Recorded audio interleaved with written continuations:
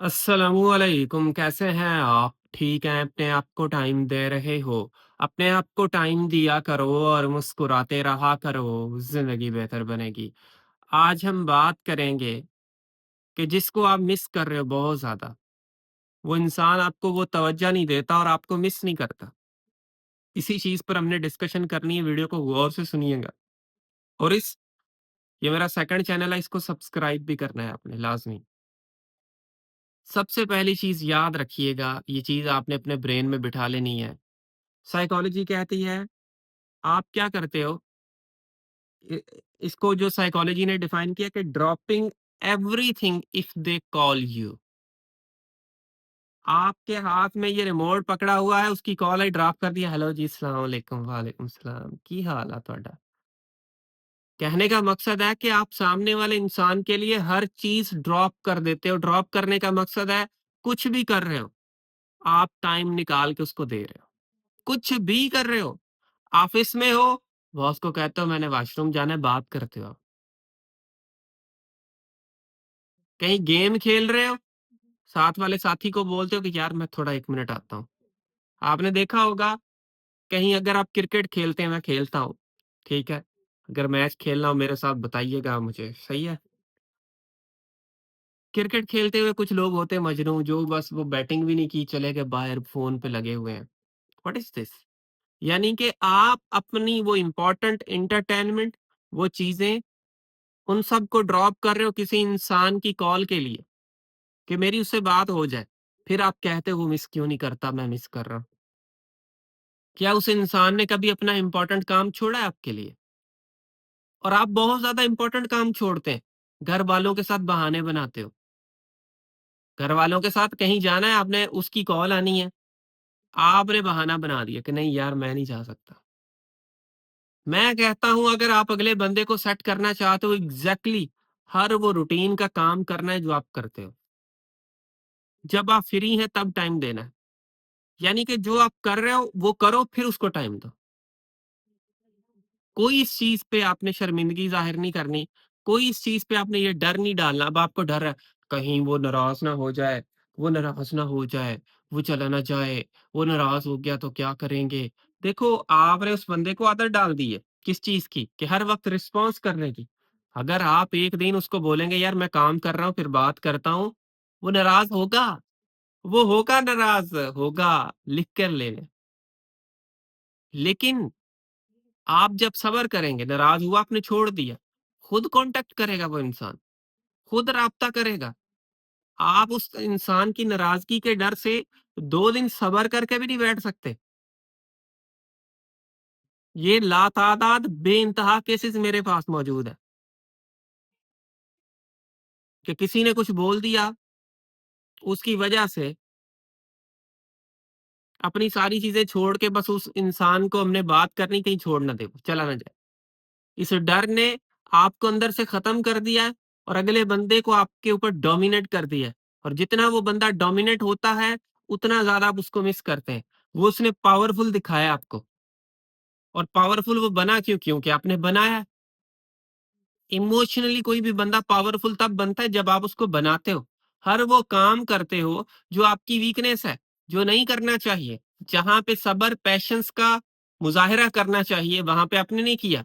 जहाँ पे रिएक्शन नहीं देना चाहिए, वहाँ दे रहे हो। जो कॉल नहीं करनी चाहिए, आप कर रहे हो। जो मैसेज नहीं करना चाहिए, आप कर रहे हो। यानी कि हर वो काम कर रहे हो जो कि आपको नहीं करना चाहिए था। याद रखिएगा। फिर याद रखना, साइकोलॉजी कहती है अगले बंदे को अलाउ करें कि वो आपको मिस तो करे। आप उसको इजाज़त ही नहीं देते। क्यों इजाज़त नहीं देते? देखो, किसी चीज़ के साथ, किसी इंसान के साथ ऐसे जुड़े हुए हो आप, आपको लगता है वो इंसान आपको मिस करेगा। मिस कब करेगा? जब आप दूर गए। अब ये मिस कर सकता है चांसेस, लेकिन आप जुड़े हुए हो, कहते मिस कर रहा है, मिस करो ना मुझे, मिस क्यों नहीं कर रहे? नफ्सियाती तौर पर आपकी अवेलेबिलिटी एग्ज़ैक्टली ऐसे है उस इंसान के लिए, और फिर आप ये कहते हो कि वो मिस क्यों नहीं कर रहा? वो याद क्यों नहीं कर रहा? उसको याद क्यों नहीं आती मेरी? क्या रीज़न है? तो इन चीज़ों को, इन बातों को समझो। ये ना हो कि कल को आपको इन चीज़ों का नुकसान उठाना पड़े। वो अभी उठा रहे हो आप इस वक़्त। इस वक़्त नुकसान उठा रहे हो आप, और थोड़ा भी नहीं, बहुत ज़्यादा नुकसान उठा रहे हो आप। अब इन चीज़ों को कौन सॉल्व करेगा? आप करोगे। हमारा काम होता है कि आपको बताना, और उसके बाद भी आप चीज़ों को सॉल्व ना करें तो फिर क्या बनेगा? सोचो ज़रा, चीज़ों को समझा करें। याद रखिएगा, साइकोलॉजी कहती है लोग पावर से लॉयल होते हैं। अगर आप मेंटली पावरफुल हो तो वो आपसे लॉयल भी हो सकते हैं। वो आपको मिस भी कर सकते हैं। अगर आप मेंटली तौर पर वीक हैं और सामने वाले इंसान को कमज़ोर दिखाते हो, रोते हो, चीखते हो, चिल्लाते हो, और अगले बंदे को दिखाते हो भाई हमें तो बड़ी आपकी तड़प है। आप जैसे बोलोगे हम करेंगे। आपने 1 दफ़ा ये बोला, हमने 2 दफ़ा कर दिया। आप एक एक रोटी माँगोगे, हम 5 ला कर देंगे। यानी कि अगले बंदे को एक कमज़ोरी दिखा रहे हो कि भाई आप हमसे ऊपर हो, हम आपके नीचे हैं। आप हमारी सरकार हैं, आप जैसे बोलोगे, जो हुक्म करोगे हम करेंगे। हम नौकर हैं आपके। तो किसी के सामने नौकर बना के आपने अपने आप को पेश किया हुआ है, फिर आप ये एक्सपेक्ट करते हो कि वो मिस करे। नौकरों को कौन मिस करता है? दूसरा नौकर आ जाता है।